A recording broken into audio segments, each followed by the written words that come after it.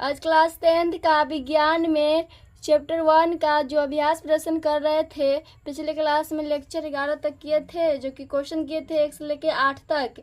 अब इस क्लास में करेंगे क्वेश्चन नंबर 9 से जितना होगा उतना करेंगे। तो क्वेश्चन नंबर 9 है, इसमें ऊष्माक्षेपी एवं ऊष्माशोषी अभिक्रिया का क्या अर्थ है, उदाहरण दीजिए। तो ऊष्माक्षेपी एवं ऊष्माशोषी अभिक्रिया का क्या अर्थ है, उदाहरण देना भी है। तो इसमें ऊष्माक्षेपी अभिक्रिया का डिफिनीशन लिखना है और उसका उदाहरण देना है। फिर ऊष्माशोषी अभिक्रिया का डिफिनीशन लिखना है और उदाहरण देना है। तो हम लिखे ऊष्माक्षेपी रासायनिक अभिक्रिया। तो इसका डिफिनीशन होता है वह रासायनिक अभिक्रिया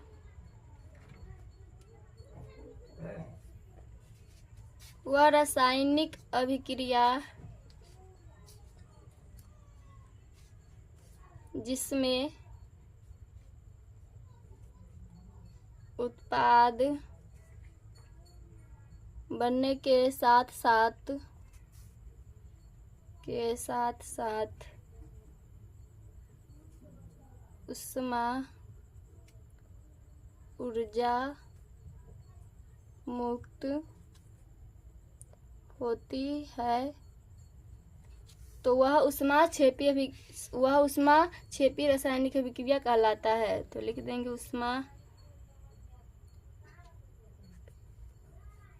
ऊष्माक्षेपी रासायनिक अभिक्रिया कहलाता है। तो इसका डिफिनीशन क्या लिखे, वह रासायनिक अभिक्रिया जिसमें उत्पाद बनने के साथ साथ उष्मा ऊर्जा मुक्त होती है ऊष्माक्षेपी रासायनिक अभिक्रिया कहलाती है। और ये संयोजन अभिक्रिया के ये प्रकार है ऊष्माक्षेपी अभिक्रिया। तो जो संयोजन अभिक्रिया का एग्जाम्पल होता है वही इसमें भी वही एग्जाम्पल दे दीजिएगा। और रिएक्शन होता है तो उसके साथ साथ उष्मा ऊर्जा भी मुक्त होती है, तो वही हो जाएगा ऊष्माक्षेपी रासायनिक अभिक्रिया का एग्जाम्पल। तो एग्जाम्पल में हम ले रहे हैं जैसे कार्बन और ऑक्सीजन ले रहे हैं, तो ये क्या बनेगा, CO2 बनेगा जो कि गैस है, और साथ ही साथ उष्मा ऊर्जा भी बनेगा। ये एक हो गया। अब दूसरा एग्जाम्पल लेंगे CO calcium oxide plus H2O। ये लिक्विड है और ये सॉलिड है। एरो तो ये लिए तो ये बन जाएगा CaOH ट्वाइस, ये एक बस होगा, प्लस उष्मा ऊर्जा भी होगा, उष्मा ऊर्जा। अब तीसरा एग्जाम्पल लेंगे CH4 जो कि ये मीथेन होता है, ये गैस होता है, प्लस ऑक्सीजन लेंगे तो इसके साथ रिएक्शन कराएंगे तो ये बन जाएगा CO2 gas plus H2O liquid plus उष्मा ऊर्जा। तो ये संतुलित नहीं है, तो इसको संतुलित भी करना है, तो इधर 2 लगा देंगे और इधर 2 लगा देंगे तो ये संतुलित हो जाएगा। मिला लीजिएगा, ये अभिकारक संख्या उत्पाद की संख्या बराबर। अब चौथा एग्जाम्पल लेंगे CH3 CH2OH, ये गैस है, प्लस ऑक्सीजन से ये अभिक्रिया करेगा तो ये बनेगा CO2 गैस प्लस H2O जो कि लिक्विड है, प्लस साथ ही साथ उष्मा ऊर्जा भी मुक्त होगा। तो आप इसको कम से कम 3 एग्जाम्पल दे सकते हैं, लेकिन हम तो इसका 4 एग्जाम्पल दे दिए है। तो चौथा एग्जाम्पल लिए CH3 CH2OH gas plus O2 gas arrow CO2 gas plus H2O liquid बनेगा और साथ ही साथ उष्मा ऊर्जा भी मुक्त होगा। तो इसका तो मैक्सिमम में ऐसे 3 ही एग्जाम्पल दे सकते हैं, लेकिन आपको जितना आता है उतना दे सकते हैं, इसमें कोई बात नहीं है। अब उसके आगे ऊष्माशोषी अभिक्रिया का अब डिफिनीशन बताएंगे। तो ये यहाँ पर लिख दे रहे हैं ऊष्माशोषी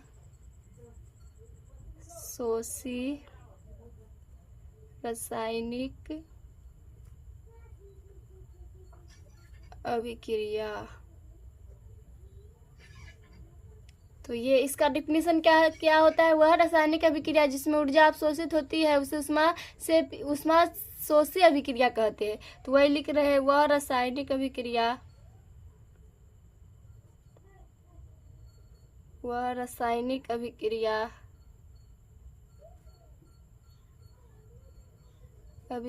जिसमें जिसमें ऊर्जा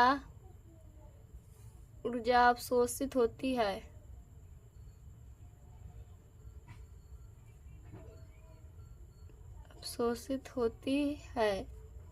उसे उष्माशोषी अभिक्रिया कहते हैं। एवं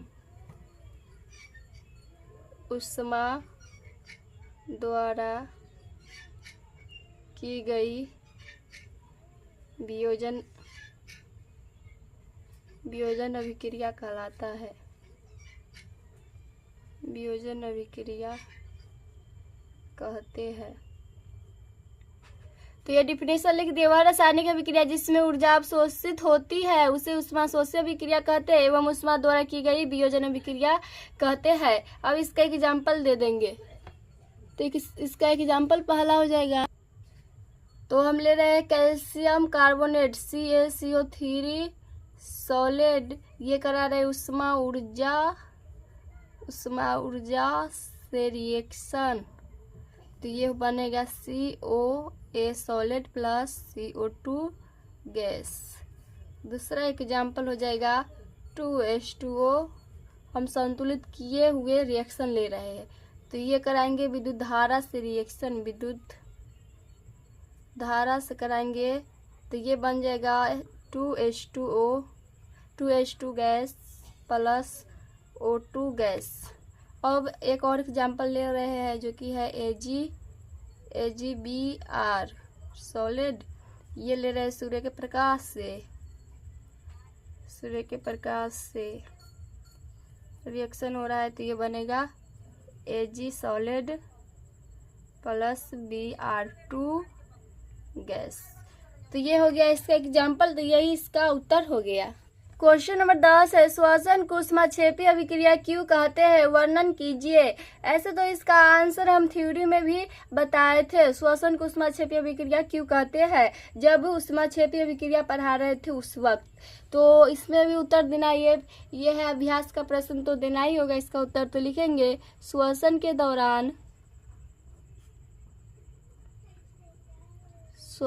दौरान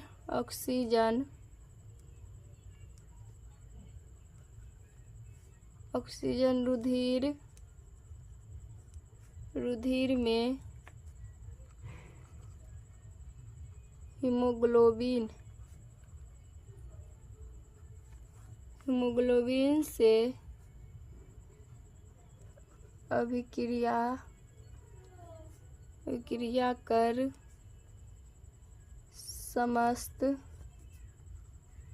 समस्त कोशिकाओं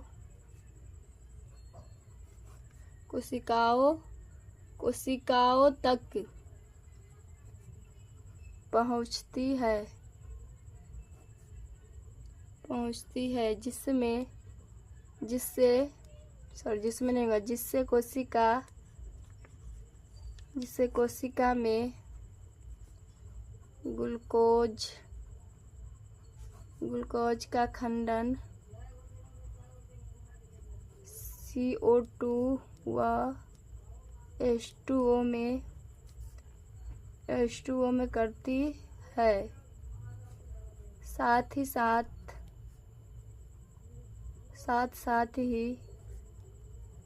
उसमें ऊर्जा भी मुक्त होती है। इसी को ऊष्माक्षेपी अभिक्रिया कहते हैं। तो लिख देंगे ऊष्माक्षेपी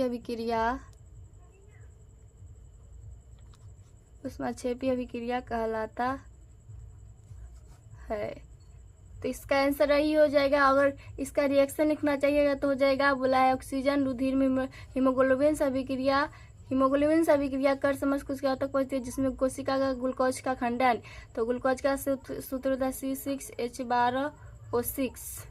तो ये रिएक्शन होगा तो बनेगा CO2 और H2O में ग्लूकोज का खंडन CO2 और H2O में विभाजित करेगा, मतलब अलग अलग 2 खंडों में टूट जाएगा। तो CO2 जो कि ये गैस है प्लस H2O लिक्विड बनेगा। तो इसका रिएक्शन ये हो गया। तो क्या लिखे इसका उत्तर? श्वसन के दौरान ऑक्सीजन रुधिर में हीमोग्लोबिन से अभिक्रिया कर समस्त कोशिकाओं तक पहुंचती है, जिससे कोशिका में ग्लूकोज का खंडन CO2 और H2O में करती है। साथ ही साथ ऊष्मा ऊर्जा भी मुक्त होती है, ऊष्माक्षेपीय अभिक्रिया कहलाता है। और इसके साथ साथ ऊष्मा ऊर्जा भी मुक्त होता है।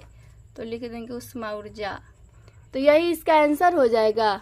क्वेश्चन नंबर 11 है, वियोजन अभिक्रिया को संयोजन अभिक्रिया के विपरीत क्यों कहा जाता है? इन अभिक्रियाओं के लिए समीकरण लिखिए। तो वियोजन अभिक्रिया और संयोजन अभिक्रिया का डिफिनीशन लिखना है और उसका समीकरण भी लिखना है। तो वियोजन अभिक्रिया का डिफिनीशन लिखेंगे तो सबसे पहले संयोजन का लिखेंगे, क्योंकि पहला होता है संयोजन अभिक्रिया, तब दूसरा होता है वियोजन। तो संयोजन का होता है वह रासायनिक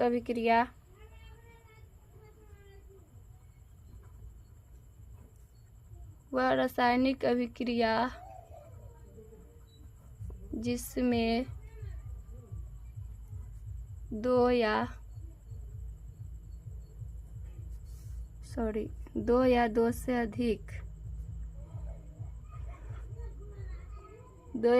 अधिक अभिकारक जुड़कर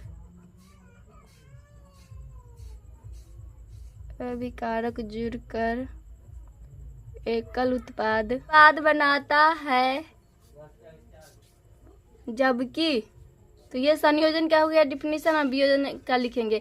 तो इसका ही उल्टा ये होता है वियोजन का। इसमें बोला है ना क्वेश्चन, वियोजन अभिक्रिया को संयोजन अभिक्रिया के विपरीत क्यों कहा जाता है? तो वही हो जाएगा इसका, जबकि वियोजन अभिक्रिया में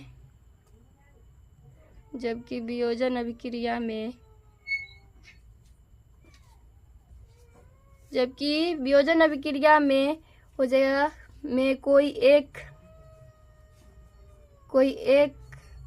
अभिकर्मक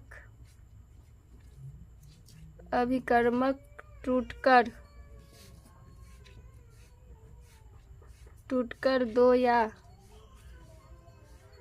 या दो से अधिक उत्पाद बनाता है। तो ये वियोजन का हो गया। तो क्या लिखिए, वह रासायनिक अभिक्रिया जिसमें दो या दो से अधिक अभिकारक जुड़कर एकल उत्पाद बनाता है, जबकि वियोजन अभिक्रिया में कोई एक अभिकर्मक टूटकर दो या दो से अधिक उत्पाद बनाता है। अभिकर्मक का मतलब हो जाएगा अभिकारक, कोई एक 12 अभिकारक होगा और टूटकर दो या दो से अधिक उत्पाद बनाता है। अब इसका दोनों का एक एक एग्जाम्पल दे देंगे, संयोजन का और वियोजन का। तो एग्जाम्पल में हो जाएगा संयोजन अभिक्रिया का,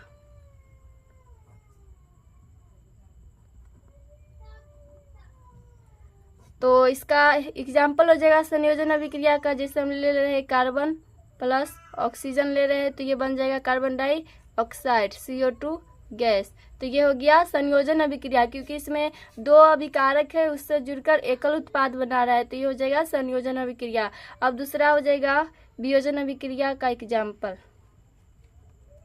तो वियोजन अभिक्रिया का इसका एग्जाम्पल हो जाएगा, इसका भी एक एग्जाम्पल दिया और इसका भी एक एग्जाम्पल देंगे। तो इसका हो जाएगा CaCO3 कैल्शियम कार्बोनेट जो कि सॉलिड होता है एरो, तो ये बन जाएगा CaO सॉलिड प्लस और CO2 गैस।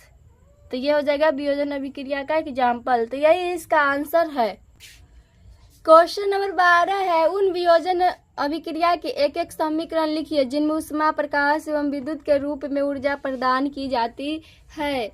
तो ये लिख रहे हैं, पहला इसका एग्जाम्पल हो जाएगा संतुलित समीकरण हम ले रहे हैं 2H2O लिक्विड। तो इसमें बोला है ऊष्मा प्रकाश एवं विद्युत के रूप में ऊर्जा प्रदान की जाती है, तो हम विद्युत धारा से रिएक्शन करा रहे हैं, विद्युत धारा से होगा ये रिएक्शन, तो बन जाएगा 2H2 gas plus O2 gas. दूसरा बोला है ऊष्मा और सूर्य के प्रकाश से, या प्रकाश वही हुआ, तो इसमें ले रहे 2FeSO4 सॉलिड, तो ये रिएक्शन करा रहे हैं ऊष्मा ऊर्जा से, Fe2O3 solid plus H2 gas plus SO3 gas. अब तीसरा ले रहे हैं प्रकाश। प्रकाश सूर्य के प्रकाश से, तो हो जाएगा 2AgCl सॉलिड। सूर्य के प्रकाश से रिएक्शन करा है, सूर्य के प्रकाश, तो ये बन जाएगा 2Ag solid plus Cl2 gas. तो यही इसका आंसर हो जाएगा।